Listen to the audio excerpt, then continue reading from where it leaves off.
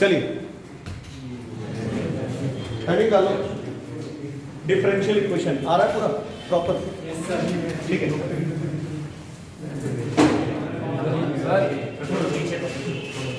इधर यहाँ से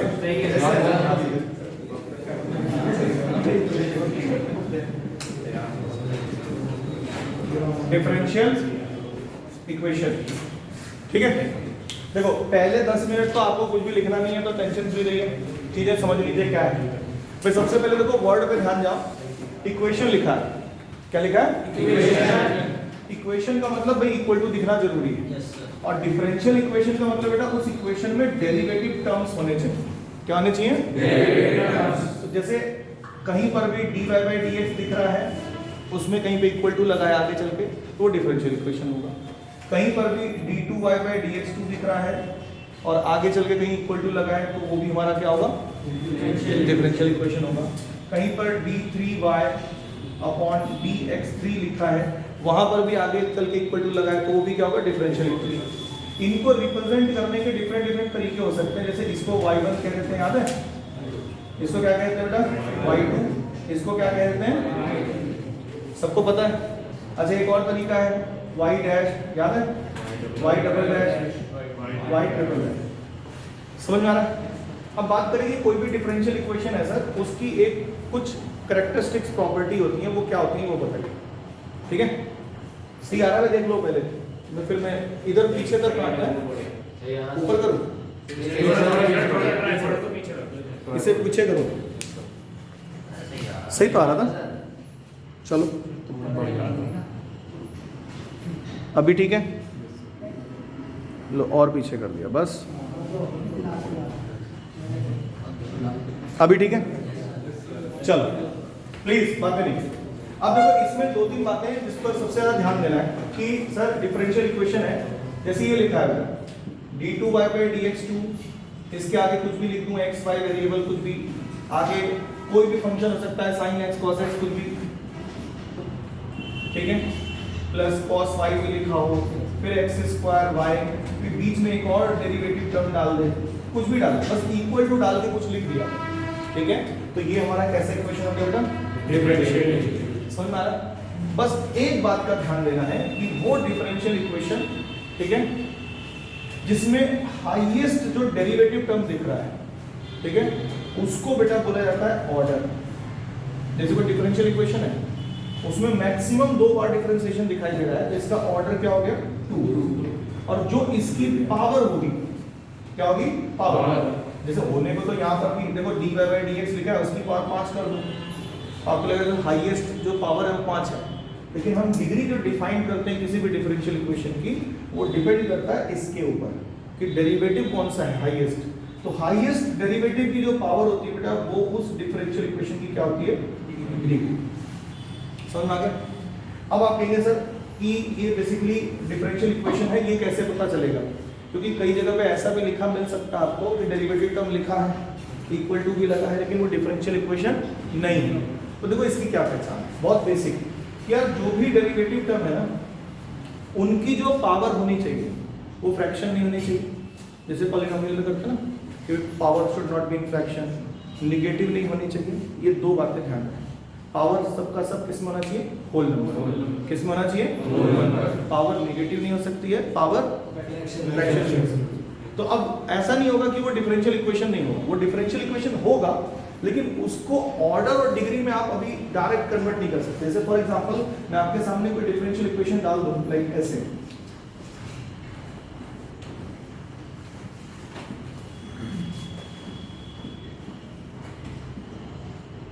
अब मैं कहूं कि इसका ऑर्डर और डिग्री बताओ, ये डिफरेंशियल इक्वेशन है, आपके यहां से डिफरेंशियल है, लेकिन ये रूट की वजह से अभी मैं इसका ऑर्डर डिग्री नहीं बताऊंगा। मतलब डिफरेंशियल इक्वेशन है क्योंकि डेरिवेटिव टर्म दिख रहा है, इक्वल टू दिख रहा है, लेकिन ये स्टैंडर्ड जो होना चाहिए, जिस फॉर्म में होना चाहिए जिससे हम डिग्री और ऑर्डर बता सके, वो नहीं है सर। तो इसके लिए सबसे पहले क्या करना पड़ेगा बेटा? ये रूट हटाना, स्क्वायरिंग करेंगे, व्हाट वी विल गेट?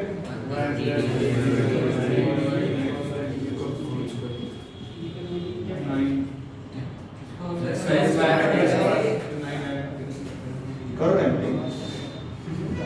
यहाँ तक समझ आ गया? कुछ गड़बड़ कर दिया? Okay sorry.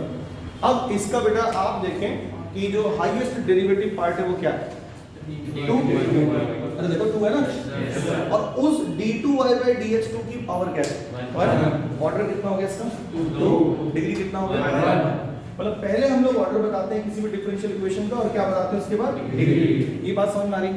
यानी पहला टॉपिक हमारा बेटा इस डिफरेंशियल इक्वेशन में है order and degree of the differential equation. समझ में आ रहा है?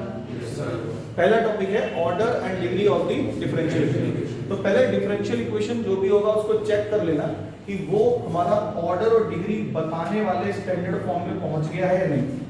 जब तक नहीं पहुंचा है तो उसको पहुंचाने की कोशिश करेंगे, नहीं जो भी फ्रैक्शन पावर है अपॉन पावर है उसको खत्म करेंगे। कोई तुमसे कह दे कि यार इसका ऑर्डर और डिग्री बताओ, तो कई बार गड़बड़ हो सकता है आपसे कि इसमें ना तुम्हें दिखेगा नहीं फ्रैक्शन पावर, लेकिन मैं आपको श्योर कर रहा हूँ कि इसमें फ्रैक्शन पावर है या निगेटिव पावर है, तो निगेटिव पावर दिखेगी। देखो अगर कोई डिफरेंशियल इक्वेशन लिखा है तो it should be in either dy/dx only या फिर dx/dy। अगर दोनों डाल दिया तो फिर वो डिफरेंशियल इक्वेशन आपको स्टैंडर्ड में बनाना पड़ेगा, तभी आप ऑर्डर डिग्री बता सकते हो। नहीं तो ज्यादातर बच्चे कहेंगे सर 1 ऑर्डर 1 डिग्री, है ना? गलत हो जाएगा। कैसे गलत हो रहा है देखो जरा ध्यान से। Can we write this dy/dx 1/dy/dx? बोलो हाँ। क्योंकि ये मैंडेटरी है कि आप इसको कन्वर्ट करेंगे dy/dx में केवल या dx/dy। तो हमारे सिलेबस में इस साल बड़ा बेहतरीन काम किया है कि dx/dy को पूरा हटा ही दिया है कंप्लीटली। तो आप खाली dy/dx में कन्वर्ट करिए सब कुछ और उसके हिसाब से सब कुछ बताइए। तो इसको जरा एलसीएम लेके सॉल्व करो बेटा, तो क्या आएगा बताना? dy/dx का whole square plus 1 is equal to कितना? एग्री और नॉट? मतलब मैंने एलसीएम भी लिया और साथ में क्रॉस मल्टीप्लाई भी कर दिया। अब इसका ऑर्डर बताओ। ऑर्डर 1 और डिग्री 2। समझ में आ रहा है? तो अब आपके सामने कोई भी क्वेश्चन में डाल रहा हूं तो उसका ऑर्डर और डिग्री आप बता सकते हो, ठीक है? अब बात करते हैं, ठीक है सर हमें ये पता चल गया कि डिफरेंशियल इक्वेशन किसको कहते हैं। उसके बाद उसका ऑर्डर और डिग्री बताने के लिए उसको स्टैंडर्ड फॉर्म में बनाना पड़ता है, क्योंकि फ्रैक्शन पावर नहीं होना चाहिए, निगेटिव पावर नहीं होना चाहिए। और उसके बाद उसका ऑर्डर डिग्री बताते हैं। ऑर्डर तो बेटा हर टाइम एग्जिस्ट करेगा, हर बार एग्जिस्ट करेगा। ऑर्डर क्या होगा? हर बार एग्जिस्ट करेगा, लेकिन डिग्री कभी कभी एग्जिस्ट नहीं करेगी या डिफाइंड नहीं होगी। मतलब डिग्री आप डिफाइन नहीं कर पाओगे। तो आप कहेंगे सर डिग्री कब कब डिफाइंड नहीं होगी वो बता दीजिए। ध्यान से सुनना, कोई भी ट्रिग्नोमेट्रिक टर्म लाइक साइन लिखा है, कॉस लिखा है, टेन लिखा है, कॉट लिखा है, सेक या कॉसेक लिखा है, ठीक है? कोई भी ट्रिग्नोमेट्रिक टर्म बेटा उसके आगे एंगल की जगह पर अगर कोई भी डेरिवेटिव टर्म आ गया, इधर dy/dx आ जाए, d2y/dx2 आ जाए, d3/dx3 आ जाए, या कुछ भी आ जाए, डेरिवेटिव टर्म होना चाहिए। मतलब इसके अंदर x और y है तो फिर कोई दिक्कत नहीं, फिर तो जैसे हम ऑर्डर डिग्री बताते थे वैसे ही बताएंगे। लेकिन अगर ट्रिग्नोमेट्रिक फंक्शन के आगे क्या आ गया? डेरिवेटिव टर्म, तो उस फंक्शन का ऑर्डर तो हम वैसे ही बताएंगे जैसे हम बता रहे थे, लेकिन उस क्वेश्चन का डिग्री क्या हो जाएगा? Not defined. ध्यान से समझना, जगह है यहाँ पे? अच्छा देखो बेटा d2y/dx2 प्लस साइन dy/dx, इसका बेटा ऑर्डर बता सकते हो? इस डिफरेंशियल इक्वेशन का ऑर्डर 2, डिग्री नॉट डिफाइंड। ध्यान से समझना। कुछ बच्चे कहेंगे सर ऑर्डर तो इसकी वजह से बताया तो उसकी पावर डिग्री होनी चाहिए। आप पूरे इक्वेशन में कहीं पर भी डेरिवेटिव टर्म देख लो, किसके आगे? किसी भी फंक्शन के आगे, ट्रिग्नोमेट्री के आगे, तो डिग्री क्या हो जाएगा? Not defined. ये समझ में आ रहा है? अच्छा आप कहेंगे ठीक है सर ऐसा होता क्यों है, ये भी बता देता हूँ। देखो ये जो फंक्शन आपके लिखे हैं, अगर तुमने कभी 11th की बुक पढ़ी हो अच्छे से या स्टार्टिंग में कराओ तो आपको याद होगा these are the series. Sine की एक सीरीज होती है, पता है कहाँ तक जाती है? इनफाइनाइट। टेन की भी एक सीरीज होती है, कॉस की भी सीरीज होती है। ऐसी बेटा ई की पावर भी एक सीरीज होती है। बोलो मैं तो ई की पावर में भी अगर डेरिवेटिव टर्म कोई भी लग गया, उस क्वेश्चन का भी डिग्री, उस इक्वेशन डिफरेंशियल इक्वेशन का भी डिग्री क्या होगा? ऑर्डर रहेगा, ऑर्डर एज इट इज रहेगा, बट डिग्री डिफाइंड नहीं होगा। ऐसी बेटा लॉग की भी सीरीज होगी, इनफाइनाइट तक जाती है। dy/dx इसके अंदर d2 अगर dx2 आ जाए, d3/dx3 आ जाए log के अंदर, तब भी डिग्री क्या होगा? Not defined. समझ में आई बात या नहीं? यानी ट्रिग्नोमेट्रिक टर्म के अंदर आ जाए, एक्सपोनेंशियल में आ जाए, लॉग में आ जाए, किसी में भी आ जाए, कोई भी फंक्शन लिखा है और उसके अंदर अगर डेरिवेटिव टर्म आ गया तो आप उस फंक्शन की डिग्री जो है क्या कहेंगे? Not defined. समझ में आ रहा है? इस इक्वेशन की, सॉरी नॉट फंक्शन की, उस इक्वेशन की डिग्री क्या हो जाएगी? Not defined. ऑर्डर आपका एज इट इज निकाला जाएगा। कुछ लोग कई बार कंफ्यूज हो जाते हैं, जैसे सर यहाँ dy/dx लिखा होगा और यहाँ पर लिखता है साइन d2y/dx2, तो बेटा ऑर्डर क्या होता? 2। ऑर्डर कहीं भी जो डेरिवेटिव दिख रहा है उसके अकॉर्डिंग ऑर्डर बताना है। ऑर्डर शुड बी 2 और डिग्री क्या हो जाता है यहाँ पे? समझ में आ रहा है?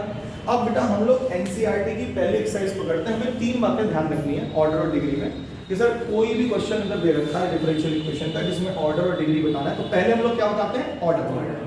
ऑर्डर बताने से पहले इस बात का ध्यान रखना है कि डेरिवेटिव टर्म कहीं पर भी लगा हो, उसकी जो पावर होनी चाहिए वो क्या क्या नहीं होनी चाहिए? बोलो। फ्रैक्शन पावर और नेगेटिव में नहीं होना चाहिए। तो अगर फ्रैक्शन और नेगेटिव में है तो पहले उसको रिमूव करेंगे। उसके लिए हम पुराने मेथड जानते हैं, होल स्क्वायर करना पड़ेगा तो होल स्क्वायर कर देंगे, क्यूब करना पड़ेगा तो क्यूब कर देंगे, 1/, में जैसे लिखा था ये करना पड़ेगा तो ये कर लेंगे, एलसीएम लेना पड़ेगा तो एलसीएम ले लेंगे। समझ में आ रहा है? क्रॉस मल्टीप्लाई करेगा तो क्रॉस मल्टीप्लाई कर लेंगे। जब ये स्टैंडर्ड फॉर्म में बन जाएगा तो फिर हम ऑर्डर और डिग्री देंगे। ऑर्डर तो हम आराम से बता देंगे, डिग्री के लिए हर बार ये चेक करना है कि कहीं क्वेश्चन ऐसा तो नहीं जिसकी डिग्री क्या हो? डिफाइंड ही ना हो। तो इस तरीके से आपको करना है, ठीक है? अब यहाँ पर कोई भी बात ऐसी नहीं है जो लिखी जा सके, इसको दिमाग में रखना ही इंपॉर्टेंट है।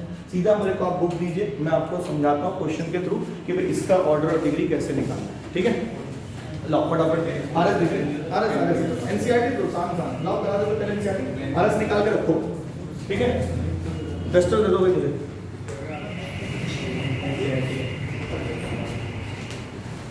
ये समझ में तो आ गया ना? ओके, अब फटाफट आइए देखिए समझ में आ रहा है आपको कि नहीं। तो एनसीईआरटी तो बेटा 2 मिनट में खत्म कर रहा हूँ। आरएस फ्रंट पे रख दीजिए मेरे यहाँ पे। पहले एक्सरसाइज कर रहा था डिटरमाइन ऑर्डर एंड डिग्री, बातें नहीं, अरे बात सुन लो यार। Determine order and degree of the following differential equation, ठीक है? पहला क्वेश्चन दे रखा है d4y/dx4 plus sine y/' is equal to 0। Order बताइए। Degree not defined. चलिए अगले पे आइए। क्वेश्चन है ds/dt whole raise to power 4, उसके बाद है plus 3s d2s upon dt2, ये दे रखा है 0। ऑर्डर 2, डिग्री 4 है। पागल हो क्या? जिसका ऑर्डर बताया उसके हिसाब से डिग्री बताओगे ना। अगर डिग्री डिफाइंड है तो डिग्री किसके हिसाब से आती है? जो भी सर हाईएस्ट डेरिवेटिव टर्म है उसकी जो power, that will be the degree. तो डिग्री कितना होगा इसका? 1। समझे नहीं थे? तीसरा d2y by dx2 whole square plus cos dy by dx is equal to 0। Order 2, degree good. Fourth question पे आइए। y dash plus 5y equal to 0। Order 1, degree 1। अरे ऑर्डर 1 y dash है और उसकी पावर कितनी है? 1। नेक्स्ट क्वेश्चन है d2y by dx2 is equal to cos 3x plus sin 3y। जल्दी बताओ। Order 2, degree 1। अगर आप इसको देख के ऐसा सोचेंगे कि डिग्री नॉट डिफाइंड होना चाहिए था, देखो x और y हो रहा है ना इसके अंदर, कोई दिक्कत नहीं, डेरिवेटिव टर्म नहीं आना चाहिए। डेरिवेटिव आ गया तो फिर डिग्री नॉट डिफाइंड। समझ में आ रही बात? अभी नेक्स्ट पे आते हैं बेटा, छठे क्वेश्चन पे। y ट्रिपल डैश का whole square y double dash का whole cube plus y dash की पावर 4 प्लस y की पावर 5 इक्वल टू 0। बोलिए। ऑर्डर डिग्री 2, ठीक है? सिंपल क्वेश्चन है। आरएस में ये क्या आ रहा है? अरे है किसी के पास भी नहीं है। फोन में खोल के तो जल्दी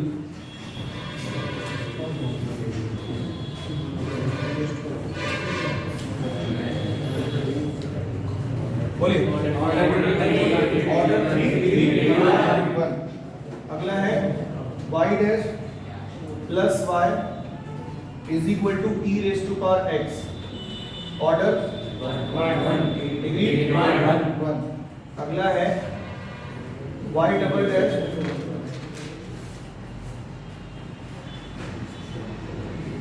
प्लस y डैश का होल स्क्वायर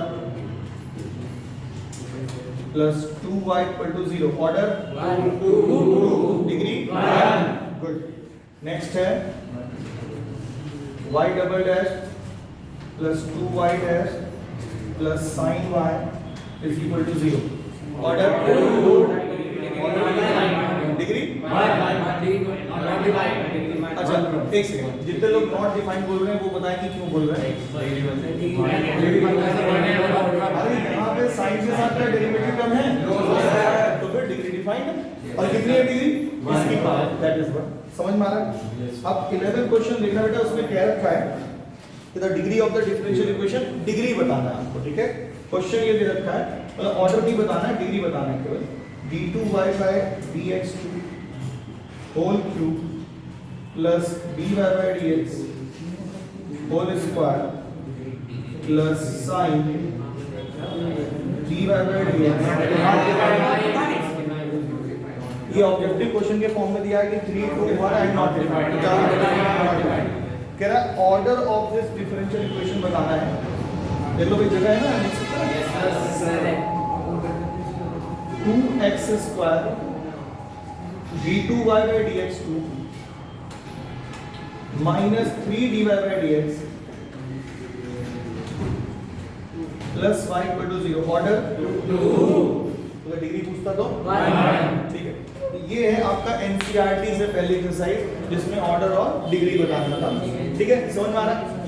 अब क्योंकि देखो मुझे ना एक सेकंड में बातें नहीं, मुझे एग्जैक्ट नहीं पता कि क्या जैसे आप बाकी का पूछेगा, लेकिन अगर आपको कोई क्वेश्चन ऐसा आ जाए जिसमें डेरिवेटिव टर्म्स आपका किस में आ रहा है, किसमें आ रहा है, फ्रैक्शन में आ रहा है, नेगेटिव में आ रहा है, तो उसके भी ऑर्डर डिग्री एक एक कर लेते हैं। ठीक है, तो जितना मुझे अंदाजे से बनाने आ रहा है कर दे रहा हूँ, बुक में से आप देख लीजिएगा ठीक ठाक। ठीक है, चलो एक क्वेश्चन लिखो।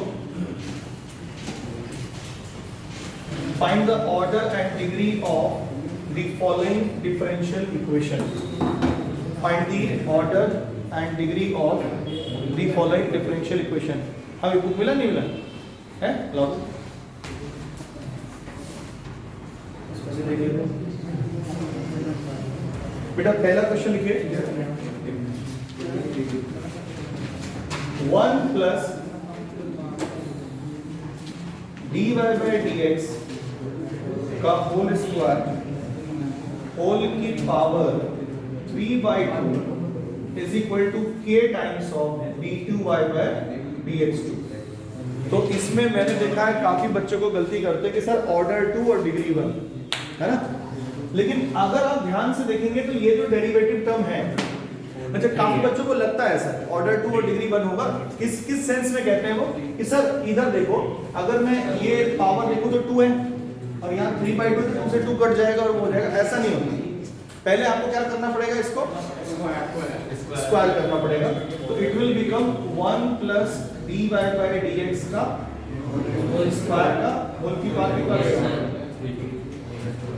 k square. और अब बेटा ऑर्डर बताइए, डिग्री बताइए,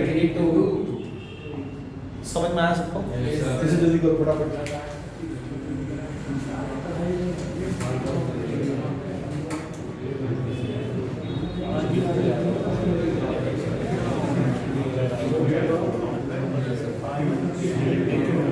अगले क्वेश्चन का है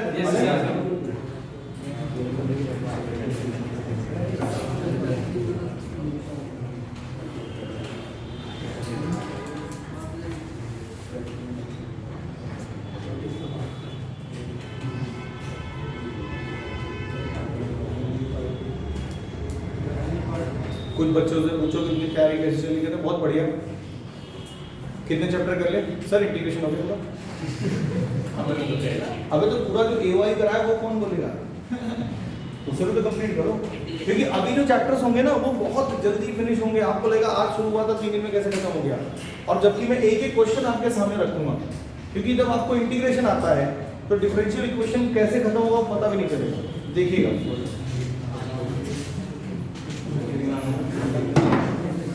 मतलब डिफरेंशियल इक्वेशन मुझे ऐसा लगता है इंटीग्रेशन का एक टॉपिक है, ऐसा लगता है एक टॉपिक है।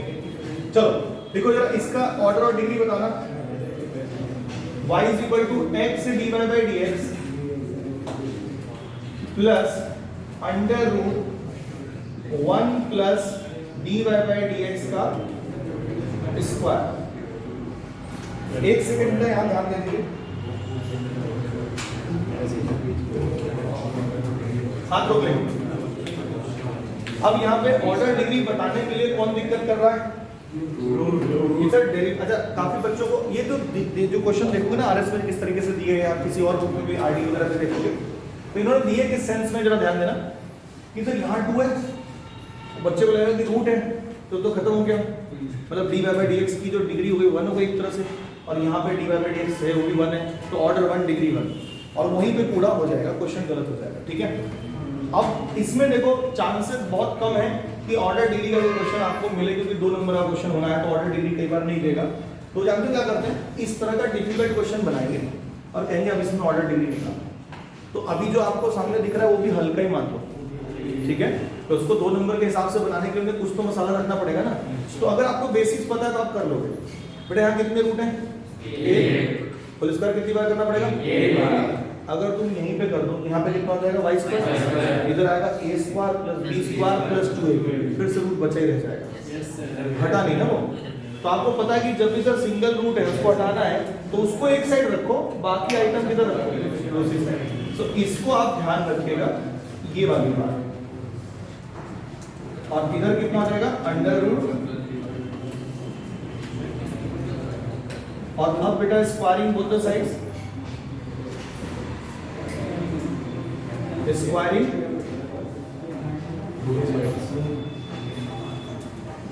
y minus X D Y by D X का, और यहाँ पे आ जाएगा। भाई क्लियर बात है नहीं? अब यहाँ पे ऑर्डर कितना? डिग्री कितना? ठीक है। अच्छा सर, एक ही क्वेश्चन के अंदर D Y by D X के स्क्वायर 2 जगह दिख रहे हो तो उससे क्या ऑर्डर डिग्री में कुछ फर्क पड़ेगा? नहीं। हाईएस्ट देखो डेरिवेटिव और उसकी पावर, अगर वो 3 जगह भी हो, क्या नाम है, डिफरेंशियल इक्वेशन में कोई फर्क नहीं पड़ता, वही रहेगा। यानी ऑर्डर कितना बेटा इसका? 1, डिग्री कितना? 2। अगला क्वेश्चन है, लास्ट क्वेश्चन होगा ऑर्डर डिग्री में। ठीक है, आ गया फोन।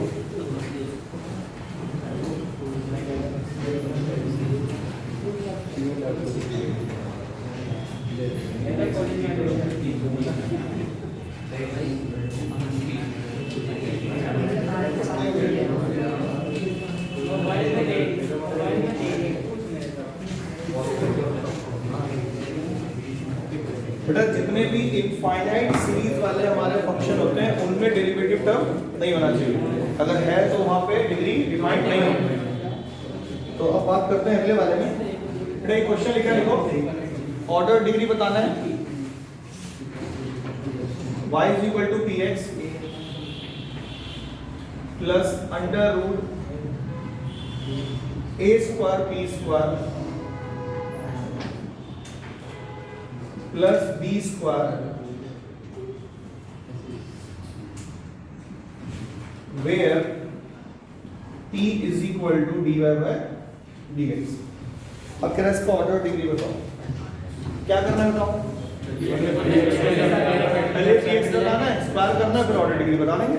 ठीक है, तो पहले p की जगह पे dy by dx लिख लेना, नहीं लिखना है तो मत लिखो, कोई फर्क नहीं पड़ता, हमें याद है कि ये है।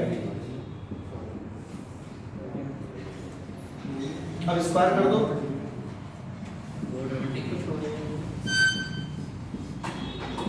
ऑर्डर डिग्री खत्म।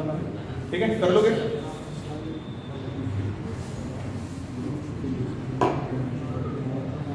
हो जाएगा। चलिए आगे बेटा हेडिंग डालिए, जनरल एंड, अगली हेडिंग डालिए general and particular solution, general and particular solution of a differential equation, general and particular solution of a differential equation.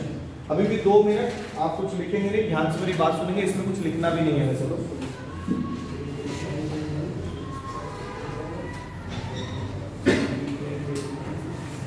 General and particular solution of a differential equation, ध्यान से सुनेंगे सब बच्चे please. इधर देखो बेटा, अगर डिफरेंशियल इक्वेशन हमारे सामने अगर कोई बोले ऐसा कि सर डिफरेंशियल इक्वेशन है तो हम क्या करेंगे, डिफरेंशियल इक्वेशन में मतलब dy by dx में कोई डेटा है या d2y by dx2 में है या d3 by dx3 में है, उसका सोल्यूशन का मतलब क्या है कि आप वहां से निकालो कि y की वैल्यू किसके बराबर है इन टर्म्स ऑफ x, या एक वेरिएबल जो इंडिपेंडेंट है उसका जो डिपेंडेंट है उसकी वैल्यू इंडिपेंडेंट के हिसाब से कितना है। जैसे x और y में कौन डिपेंडेंट होता है, y डिपेंडेंट होता है, x हमारा क्या होता है इंडिपेंडेंट, x की वैल्यू के ऊपर डिपेंड करता है ना y, ऐसा। तो अगर हमें y की value in terms of x निकालनी हो, या ऐसा कह सकते हैं कि y और x में रिलेशन निकालना हो, उसको बोला जाता है solution of the differential equation. समझ में आ गया? जैसे कोई सपोज करो डेरिवेटिव दे रखा है d2y by dx, differential equation दे रखा है लाइक ऐसा, मैंने कुछ भी ले लिया ऐसे, इसको बेटा सॉल्व करें और हमें कोई रिलेशन मिले इन x y, उसको कहेंगे solution of the differential equation. ठीक है, अब ये जो सॉल्यूशन है ना वो 2 तरह का होगा, एक जनरल और एक पर्टिकुलर। जनरल सॉल्यूशन मतलब कि जनरल कर्व, भाई x और y में कोई रिलेशन होता है तो क्या देता है, कर्व देता है। आप जनरल कर्व से क्या मतलब समझते हो? सर जनरल कर्व मतलब जनरल इक्वेशन है कि नहीं, ये सर्कल का जनरल इक्वेशन होता है x square x minus h का whole square plus y minus k का whole square equal to r square, याद आ रहा है? तो उसका क्या है, जनरल इक्वेशन है, जनरल होता है ना एक। और एक क्या होता है पर्टिकुलर, एक पर्टिकुलर सर्कल जैसे x माइनस 2 का whole square plus y minus 3 का होल स्क्वायर इक्वल टू 5 का स्क्वायर। समझ रहे हो मेरी बात? जनरल का मतलब जहां पर क्या इस्तेमाल हो रहे हो, आर्बिट्री कांस्टेंट, और पर्टिकुलर का मतलब जहां पर कोई भी आर्बिट्री कांस्टेंट ना हो, उसकी जगह पर कांस्टेंट हो, उसकी जगह पर क्या हो, कांस्टेंट। कांस्टेंट कुछ भी हो सकता है, 1 2 3 4 0 कुछ भी, -1 -2 1/2 3/2 कुछ भी हो सकता है, √2 √3। तो जनरल सॉल्यूशन में आपको हमेशा क्या दिखाई देगा बेटा, आर्बिट्री कांस्टेंट, यानी in the solution of any differential equation we will get what, arbitrary constant.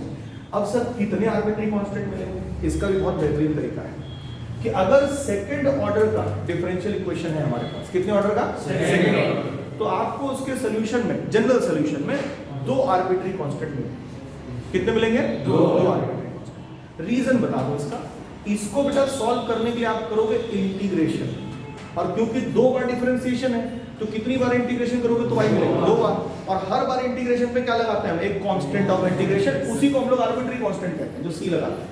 समझ में आ रहा है ना?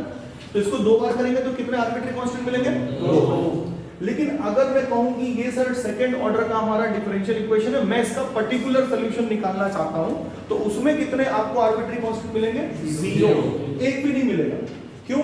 कितने भी ऑर्डर का हो, पर्टिकुलर सॉल्यूशन में आर्बिट्री कांस्टेंट जब होता ही नहीं है सर, तो मिलेगा कहां से? समझ में आ रही बात? Yes sir. यानी कोई क्वेश्चन पूछे यार एक 4th ऑर्डर का डिफरेंशियल इक्वेशन है, तो उसके जनरल सॉल्यूशन में कितने आर्बिट्री कांस्टेंट मिलेंगे, 4। How many arbitrary constants are there in a differential equation of order 4? क्या होगा, 4 arbitrary constant. Okay, tell me the number of arbitrary constant in the particular solution of a 4th order differential equation. 0। 4th order, 3rd order कुछ भी बोले, answer will be what, 0। यहां तक बात समझ में आ रही है? अच्छा, अब सर कोई भी सॉल्यूशन है उसको देख के क्या बताया जा सकता है कि ये किस ऑर्डर के डिफरेंशियल इक्वेशन का सॉल्यूशन होगा? जैसे मैं आपके सामने रख रहा हूं बेटा, y is equal to sin x plus cos x plus c। ठीक है, तो ये जो सॉल्यूशन होगा ना, ये फर्स्ट ऑर्डर के डिफरेंशियल इक्वेशन का है। आप सर कैसे पता आपको? क्योंकि ये जनरल सॉल्यूशन है, जनरल सॉल्यूशन से ही आप आंसर दे सकते हो। पर्टिकुलर सॉल्यूशन होता, अगर यहाँ 3 या 4 कुछ लिख देता तो अब नहीं बता सकते आप कि कि सर अब नहीं पता ये कितने ऑर्डर से सॉल्व करके निकाला गया है सोल्यूशन, ये नहीं पता, लेकिन अगर एक आर्बिट्री कांस्टेंट दे रखा है तो ये फर्स्ट ऑर्डर के डिफरेंशियल इक्वेशन का सोल्यूशन होगा, अगर दो आर्बिट्री कांस्टेंट दे रखा है तो सेकंड ऑर्डर के डिफरेंशियल इक्वेशन का सोल्यूशन होगा। ये जो टॉपिक है अभी जितना मैंने बताया उतना ही आपको दिमाग में रखना है कि जनरल सॉल्यूशन में क्या आते हैं बच्चों, आर्बिट्री कांस्टेंट, और पर्टिकुलर सॉल्यूशन में आर्बिट्री कांस्टेंट नहीं है। इसके लिए भी कुछ भी लिखने की जरूरत नहीं है, सिर्फ दिमाग में मेमोरी में रखना है। समझ में आ रही बात। इसके बाद जो टॉपिक है यानी जो सेकंड एक्सरसाइज एनसीईआरटी में दे रखी है और आरएस में आरडी शर्मा में दे रखी है, उसको इस तरीके से सोचो कि आपको ये कहेगा कि यार ये डिफरेंशियल इक्वेशन दे रखा है, मतलब डिफरेंशियल इक्वेशन आपको गिवन, डिफरेंशियल इक्वेशन क्या है, टू ऑर्डर का, कहीं कहीं पे फर्स्ट ऑर्डर है, बहुत ज्यादा चले जाएंगे तो थर्ड ऑर्डर मतलब ना के बराबर मिलेगा आपको, तो टू ऑर्डर तक का डिफरेंशियल इक्वेशन आपको मिला। और सुनो सारी देखो इसका सोल्यूशन भी दे देगा, कह देगा ये देखो जी इसका सोल्यूशन, दो तरह का सोल्यूशन दे सकता है, कैसा कैसा बेटा, जनरल सोल्यूशन, कहेगा कि prove that this is the general solution, या कह सकता है कि दोनों दे रखे हैं, कोई भी दे रखा उसमें से, कह देगा this is the solution of this differential equation. ठीक है, इस पूरे एक्सरसाइज को जो आरएस में दे रखा है, आरडी में दे रखा है, एनसीईआरटी में तो बहुत हल्का दे रखा है, इस पूरे को बेटा हमें करना किस तरीके से, क्योंकि ये ऑलरेडी हम कर चुके हैं, कहां, डिफरेंशिएशन। एक और बताओ, y दे रखा है और डेरिवेटिव में कोई रिलेशन दे रखा है, कह रहा प्रूव करो कि ये इसका सोल्यूशन है। जानते हो कैसे करेंगे, y उठा लेंगे, यहाँ पे मान लो 2 बार डिफरेंशिएट किया हुआ है, कोई बात नहीं, फर्स्ट एक बार डिफरेंशिएट करेंगे, दूसरी बार डिफरेंशिएट करेंगे, लेफ्ट हैंड साइड उठाएंगे, सारी वैल्यू रखेंगे, राइट हैंड साइड मिलेगा, कह देंगे yes this is the solution of this differential equation. अरे ये काम तो हम पहले ही करते थे ना, डिफरेंशिएशन में तो ये काम करते थे, y दे रखा है, कह रहा है प्रूव करो कि ये इतना होगा, यहाँ पर सिर्फ क्या चेंज कर दिया, लैंग्वेज, कि भाई प्रूव करो कि ये इस डिफरेंशियल इक्वेशन का क्या है, सोल्यूशन। तो हम अब जितना भी हमने प्रूविंग सीखा है डिफरेंशिएशन में, वो सारा का सारा इस एक्सरसाइज में अप्लाई कर सकते हैं। ठीक है, तो ये वाला पार्ट क्योंकि हमने करा हुआ है, हम इसको जब भी करेंगे तो एक लंबी क्लास में करेंगे। ठीक है, मतलब एनसीईआरटी के हिसाब से और एग्जाम में आने के हिसाब से तो सीरियसली ये बिल्कुल नॉट इम्पॉर्टेंट टॉपिक है, लेकिन फिर भी इसको करके रखेंगे कि भाई तो कई बार डिफरेंशिएट करके याद करो, हम लोग शिफ्टिंग भी करते थे, रीअरेंजमेंट भी करते थे, लॉग वाले में, इनवर्स वाले में, याद आ रहा है, लॉग वाले में, इनवर्स वाले में, एक सब फिक्स पैटर्न हुआ करते थे डिफरेंशिएशन के, वो है। तो ये एक्सरसाइज बेटा हम लोग डिस्कस करेंगे लास्ट में, वंस हम लोग फिनिश कर लेंगे एक बार डिफरेंशियल इक्वेशन पूरा था। नाउ द लास्ट टॉपिक जो हमें पढ़ना है डिफरेंशियल इक्वेशन में, एक टॉपिक और था डिफरेंशियल में, वो था, सुन दो, हाँ, जो हमारा डिफरेंशियल इक्वेशन का एक टॉपिक था जिसमें होता था फॉर्मेशन ऑफ डिफरेंशियल इक्वेशन। क्या बोला, formation of differential equation. Formation of differential equation इस बार सिलेबस से हटा दिया गया है, सबसे इंपॉर्टेंट टॉपिक यही था जिसमें समय लगता था। मतलब फॉर्मेशन ऑफ डिफरेंशियल इक्वेशन एक ऐसा टॉपिक है, समझाने के लिए कुछ नहीं है, बस ऐसा था कि भाई एक कोई सपोज करो कर्व दे रखा है, अब उसमें 2 आर्बिट्री कांस्टेंट डाल दो, तो जब आप डिफरेंशियल इक्वेशन फॉर्म करोगे तो कितनी बार डिफरेंशिएट करोगे, 2 बार, और वो आर्बिट्री कांस्टेंट एलिमिनेट करोगे। इस प्रोसेस को बोलते थे फॉर्मेशन ऑफ डिफरेंशियल इक्वेशन। कई बार वो जो कर्व का इक्वेशन निकालते थे वो भी आपको पता होना चाहिए था कि इलिप्स का क्या होता है इक्वेशन, पैराबोला का क्या होता है। तो ये जो पूरा का चैप्टर था, इसको पढ़ाने के लिए पहले मुझे कोनिक पढ़ाना पड़ता था, कोनिक के बाद फिर स्टैंडर्ड कर्व भी पढ़ाने पड़ते थे, फिर फैमिली ऑफ कर्व का एक थोड़ा सा इंट्रोडक्शन देना पड़ता था, और तब जाके फिर हम लोग डिफरेंशिएट करके आंसर निकालते थे। सही है ना।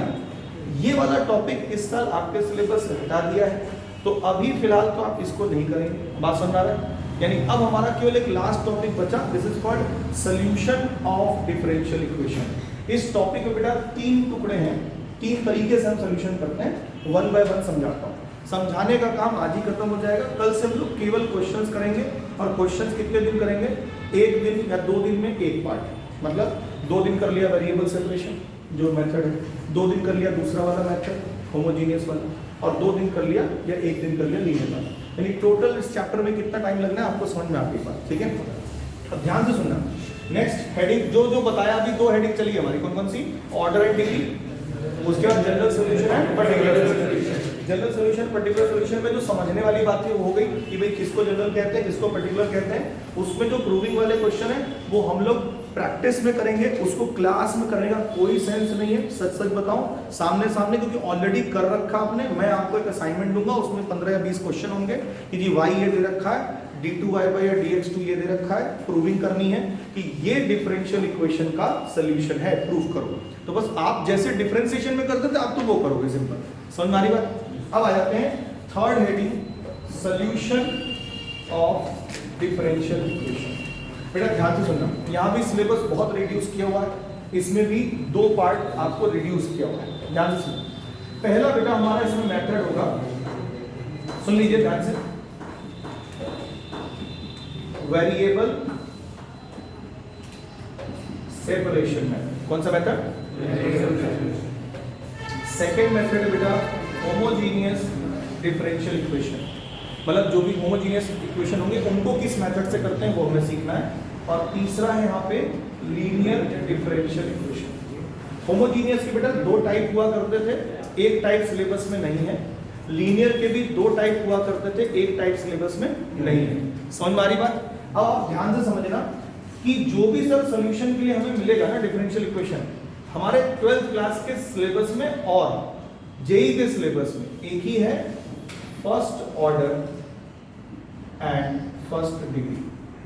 मतलब जो भी बेटा आपको डिफरेंशियल इक्वेशन सॉल्व करने को मिलेगा उसका ऑर्डर और डिग्री हमेशा क्या रहेगा? 1। क्लियर होगी बात? अब बात करते हैं, मैं हल्का हल्का तरीका सिखा रहा हूं कि कब हम वेरिएबल सेपरेशन लगाएंगे, कब हम होमोजीनियस लगाएंगे और कब हम लीनियर डिफरेंशियल इक्वेशन लगाएंगे। देखो पढ़ने के लिए हम हमेशा पढ़ते हैं पहले वेरिएबल सेपरेशन, फिर उसके बाद हम लोग होमोजीनियस और लीनियर, क्योंकि बुक में ऐसे ही दे रखा है। जब एक बार आप तीनों पढ़ लेते हो, मतलब तीनों को पहचान लेते हो, अच्छा ये पहचान इसकी है, ये पहचान इसकी है और ये पहचान इसकी है, उसके बाद अब जब भी आपके पास क्वेश्चन आएगा तो सबसे पहले बेटा हम लोग चेक करेंगे कि होमोजीनियस है कि नहीं। जब आंसर मिलेगा कि नहीं होमोजीनियस नहीं, तो फिर हम चेक करेंगे कि लीनियर है कि नहीं, ये सेकंड नंबर पे आएगा। और जब ये दोनों नहीं होगा तब हम किस पर जाएंगे? वेरिएबल। जबकि पढ़ते हैं वेरिएबल सेपरेशन को सबसे पहले। अब जरा देखो कि वेरिएबल सेपरेशन है बेटा। सपोज कर ये लिखा हुआ है, ठीक है, यहां पे लिखा हुआ है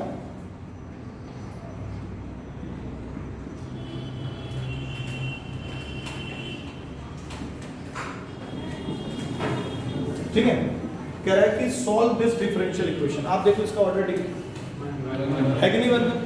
अब क्योंकि मैं पहले ही बोल के चल रहा हूं कि वेरिएबल सेपरेशन है, तो हम पहले होमोजीनियस चेक करते हैं, फिर लीनियर चेक करते हैं और फिर तब वेरिएबल सेपरेशन पे आते हैं। अभी तो मुझे पता है कि वेरिएबल सेपरेशन करना है। वेरिएबल सेपरेशन में करते क्या है बच्चों? dy वाले आइटम यानी y वाले आइटम dy के साथ लगा देते हैं और dx वाले आइटम x के साथ लगा देते हैं। मतलब कुल मिला के ये हुआ कि जितने भी y हैं सब लेफ्ट साइड में भेजो और जितने भी y हैं सब राइट साइड में भेजो। तो y का आइटम बेटा लेफ्ट साइड में क्या है? dy। राइट साइड से कुछ आ जाएगा? अरे बोलो। इधर बेटा ये dx आएगा और ये समझ में आएगा। अगली लाइन में आपको दोनों साइड क्या कर देना बेटा? बस खत्म। This is called variable separation method. इसमें वैरायटी ऑफ क्वेश्चन मिलेगा, मतलब समझने के नाम पे बस इतना ही आपको क्वेश्चन मिलेंगे। क्वेश्चन हम बहुत सारे करेंगे, क्वेश्चन में तो मैं आपको 5-6 दिन लगा सकता हूँ, है ना, बहुत दिनों तक क्वेश्चन करेंगे। समझने के नाम पे बस इतना ही है।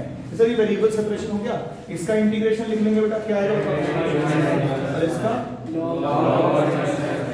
x + 1 या 1 + x प्लस c। लो जी बात खत्म। ये हमारा सोल्यूशन हो गया इस डिफरेंशियल इक्वेशन का। ठीक है सर, और अच्छे से समझाओ सोल्यूशन। तो भैया 10 इधर भेज देना और 10 ब्रैकेट में log x + 1 + c हो जाएगा। जो लिखा है that is also your solution. तो आंसर में आपको थोड़ा थोड़ा वेरिएशन मिल सकता है, आप जो निकाल रहे हो और जो बुक में दे रखा है हल्का सा वेरिएशन मिल सकता है। समझ में आ रही मेरी बात? yes, अरे बोलो, वेरिएबल सेपरेशन समझ में आ रहा है? अच्छा, पहले अभी केवल समझा रहा हूं, ध्यान रखना मैंने अभी कोई टॉपिक पढ़ाया नहीं है except order and degree. Order और डिग्री के अलावा भी टॉपिक पढ़ाया नहीं है, सिर्फ समझा रहा हूं। ठीक है, समय बताओ कि मैं दोनों आज कर सकता हूं कवर या नहीं? देखो 5 मिनट बचे, तो जरा समझ लो ध्यान से कि होमोजीनियस कैसे करते हैं। फिर मैं कल यहीं से कंटिन्यू करूंगा। ठीक है, इधर देखो, मैं ही देख लेता हूँ यार, तुम लोग तो रोए पड़े। नहीं बहुत 5 मिनट प्रॉपर। अब ध्यान से सुनो, होमोजीनियस डिफरेंशियल इक्वेशन में बेटा समझने के दो तरीके हैं, ध्यान से समझिएगा। कोई भी डिफरेंशियल इक्वेशन दे रखा है, उसमें अगर सब अलजेब्रा में लिखा है, किसमें लिखा है? अलजेब्रा। उसमें जैसे ये लिखा है तो x² y plus X cube plus Y square, इसी में कहीं पर dy/dx भी लिख रखा है, ठीक है, कुछ भी, plus 3xy² is equal to 0, कुछ भी ऐसा लिख दे। ये differential equation first order first degree का है, बोले ये सब। अब बेटा कोई भी डिफरेंशियल इक्वेशन अगर आपको इस तरीके से दिख रहा है जिसमें कोई भी फंक्शन नहीं है, ना साइन है, ना कॉस है, ना टेन है, ना लॉग है, ना एक्सपोनेंशियल है, कुछ भी नहीं है, खाली अलजेब्रा लिखा है, तो उस अलजेब्रा के हर टर्म की जो टोटल पावर है एक्स वाई की, वो बेटा बराबर होनी चाहिए, सेम होनी चाहिए सब में, ठीक है। तो ये क्या हो गया? होमोजीनियस। अरे समझ में आया कि नहीं आया? अरे कंबाइंड पावर देखो ना, यहाँ का 3 टर्म, अगर नहीं है तो फिर क्या होगा? होमोजीनियस नहीं है। अगर आप इस तरह से अलजेब्रा में ही देख रहे हैं सब कुछ और एक्स और वाई की कंबाइंड पावर सभी टर्म में सेम है, ठीक है, dy/dx को छोड़ के, एक्सेप्ट dy/dx, बाकी जितने भी फंक्शन दिखाई दे रहे हैं एक्स वाई, कुछ भी दिखाई दे रहा है, सबकी जो कंबाइंड पावर एक्स वाई की होगी वो अगर सेम आ रही है तो वो होमोजीनियस होगा। अब हम लोग यहाँ से बेटा dy/dx निकालने आते हैं। मैं आपको एक छोटा सा एग्जांपल दे रहा हूँ, x² plus xy plus y² upon 3xy। बोलो बेटा ये वाला डिफरेंशियल इक्वेशन होमोजीनियस है या नहीं? बोलिए। यहाँ पे पावर देखो 2, यहाँ भी 2, यहाँ भी 2 और यहाँ भी 2। अब आप कहेंगे सर ऊपर की सेम रहे और नीचे वाले की अलग सेम रहे, जैसे 2 टर्म लिख दूं मैं यहाँ पे, मान लो ये भी लिख दिया है ना ऐसे, तो क्या ये होमोजीनियस होगा? ये भी होमोजीनियस होगा। ऊपर की सबकी 3 बना दूं और नीचे की 2 बना दूं, बेटा वो भी होमोजीनियस होता है, बट हमारे सिलेबस का पार्ट नहीं, मतलब जेई तक के सिलेबस का पार्ट नहीं, तो आप बिल्कुल उसमें उलझिएगा मत। हमें जो मिलेगा न्यूमरेटर और डिनोमिनेटर दोनों की पावर का क्या मिल रहा है यहाँ पे? सेम। ये तो बेटा एक पहचान, पहला पहचान। दूसरा पहचान है कि इसके अंदर कोई भी फंक्शन अगर डाल रहे हो, ठीक है, तो 2 पैटर्न दिखाई देने चाहिए। पैटर्न इन द सेंस, अगर dy/dx लिखा है तो पैटर्न बेटा ये होना चाहिए, इसके अंदर यार कभी ना x आएगा ना y आएगा, हमेशा y/x दिखना चाहिए। क्या दिखना चाहिए? y/x। क्या दिखना चाहिए? y/x। cos है तब भी y/x, tan है तब भी y, log है तब भी y/x। समझ में आ रहा है कि नहीं आ रहा? log वाले में थोड़ा सा खेल जाते हैं ये, जैसे बेटा log x/y भी दिख रहा है तो अगली लाइन में आप इसको माइनस बाहर करके लिख सकते हो कि नहीं लिख सकते? तो ये सब खेलने वाला काम पहले होता था क्योंकि x/y का भी पैटर्न था और y/x का भी पैटर्न था, लेकिन इस साल क्या किया, x/y वाला पैटर्न ही खा गया। अब आपको जो भी होमोजीनियस डिफरेंशियल इक्वेशन मिलेगा बेटा वो इस टाइप का मिलेगा कि dy/dx लिखा है और राइट साइड में जो भी फंक्शन है वो किसका है बेटा? y/x का। आप कहेंगे सर ये वाला कैसे y/x का फंक्शन? अरे तुम क्या काम करो, इसमें y² से डिवाइड कर दो ऊपर भी और नीचे, सॉरी x² से डिवाइड कर दो ऊपर भी और नीचे, ये कितना बन जाएगा? कांस्टेंट फंक्शन तो नहीं है ना, देख लो। अच्छा इसको डिवाइड करो यहाँ पे y/x का होल स्क्वायर, यहाँ पे y/x, यहाँ पे, समझ में आ रहा है? तो कांस्टेंट छोड़ के बाकी जो भी फंक्शन पार्ट दिखे वो हमारा इस फॉर्म में होना चाहिए। वैसे मैं फिर भी बताऊं कि हम इस वाले को ज्यादा तवज्जो नहीं देते। अगर कोई फंक्शन नहीं है तो हम पावर चेक करते हैं, combined power should be same, और फंक्शन है तो उसमें क्या दिखना चाहिए? y/x का पैटर्न। सही है? आप क्या लीनियर मतलब ना y/x ही होना चाहिए, कोई लीनियर कुछ नहीं, y/x। इसके साथ भी अगर अलजेब्रा लगा है तो उसमें जो टोटल पावर होनी चाहिए एक्स वाई की, सारे अलजेब्रा में सेम होनी चाहिए। y/x के पैटर्न के साथ साथ भी वो भी हमें कंसीडर करके चलना है, ठीक है। जैसे मैं आपके सामने ये लिखूं dy/dx मल्टीप्लाई में लिखा है बेटा 1 + x² + 3xy है ना प्लस 2 = 0। अब बताओ कि होमोजीनियस है या नहीं है? तो आप कहेंगे दिस इज नॉट होमोजीनियस। ध्यान रखना y/x वाले पैटर्न में बेटा कांस्टेंट से कोई दिक्कत नहीं है, लेकिन अगर केवल अलजेब्रा है तो यहाँ पे 2 पावर है और यहाँ पे कितनी पावर है? 0। ये होमोजीनियस नहीं। समझ में आया कि नहीं? यहाँ पे देख 2 है, यहाँ पे कितना है? 0। यहाँ पे x भी डाल दूं तो 1 हो गया, तो होमोजीनियस तो है ही नहीं कहीं से। समझ में आ गया? होमोजीनियस अगर नहीं है तो हम लोग चेक करते हैं लीनियर डिफरेंशियल इक्वेशन। और सुन लो, मैं बस 1 मिनट लूंगा आपका। लीनियर डिफरेंशियल इक्वेशन का चेकिंग कैसे, मैं खाली आज क्या सिखा रहा हूँ कि क्वेश्चन आपके सामने रहेगा तो आप बता दोगे सर इसमें होमोजीनियस लगाना है। होमोजीनियस कैसे लगेगा वो पूरा सिखाऊंगा, लंबा चौड़ा प्रोसेस है। डिफरेंशियल लीनियर डिफरेंशियल इक्वेशन लगेगा सर, वो कैसे लगेगा वो सिखाऊंगा। पहले लीनियर सीख लो कि होता कैसे। जब बेटा आपका पता चल गया कि होमोजीनियस नहीं है तो हम लीनियर पे जाते हैं। लीनियर का ये पैटर्न है, ध्यान से सुनो। dy by dx plus py is equal to q। क्या लिखा रहेगा? dy by dx plus py equal to q। Please मेरी बात समझिएगा, यहां पर बेटा p और q या तो कांस्टेंट होंगे या फिर फंक्शन ऑफ x ओनली होंगे। फंक्शन ऑफ x होंगे, या तो ये कांस्टेंट होंगे या केवल फंक्शन ऑफ x होंगे, अगर इस वैरायटी की बात कर रहे हैं। एक और वैरायटी थी dx by dy plus px is equal to q। यहां पे बेटा p और q कांस्टेंट होते थे या फंक्शन ऑफ y ओनली होते थे। ये सिलेबस में हटा दिया गया है, अब आपको इसके ऊपर क्वेश्चन नहीं मिलेगा।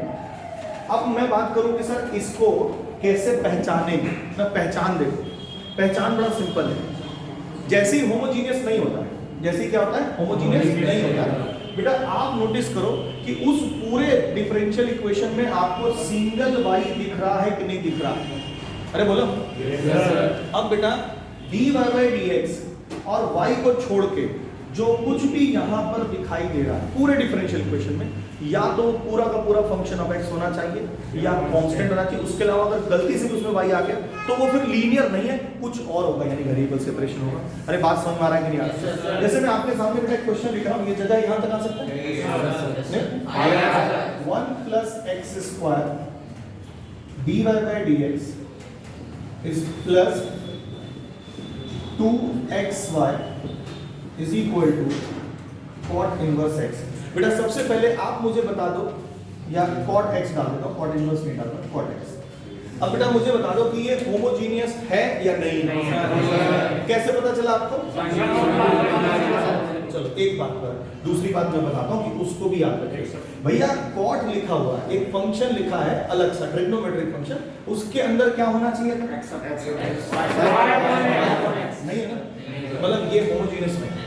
समझ मारी बात? अब आते हैं लीनियर डिफरेंशियल इक्वेशन पे। बेटा इसमें आपको सिंगल y कहीं दिख रहा है? dy by dx वाले टर्म से अलग दिख रहा है। अच्छा, इस y और dy by dx को छोड़ दो, बाकी सब के सब कांस्टेंट होने चाहिए या फिर दिख रहा है सर? ये आपका लीनियर डिफरेंशियल इक्वेशन समझ में आया? अभी फिलहाल हमारा आज का काम क्या है कि किसी भी क्वेश्चन में हम आइडेंटिफाई कर सकते हैं कि कौन सा लीनियर डिफरेंशियल इक्वेशन है, कौन सा होमोजीनियस है और कौन सा वेरिएबल इक्वेशन है। उसके बाद कल मैं सिखाऊंगा तीनों का मेथड। कल से केवल क्वेश्चन चलेंगे, 3 दिन लग सकता है, 4 दिन लग सकता है, 5 दिन भी लग सकता है, उससे ज्यादा नहीं लगेगा। ठीक है, थैंक यू।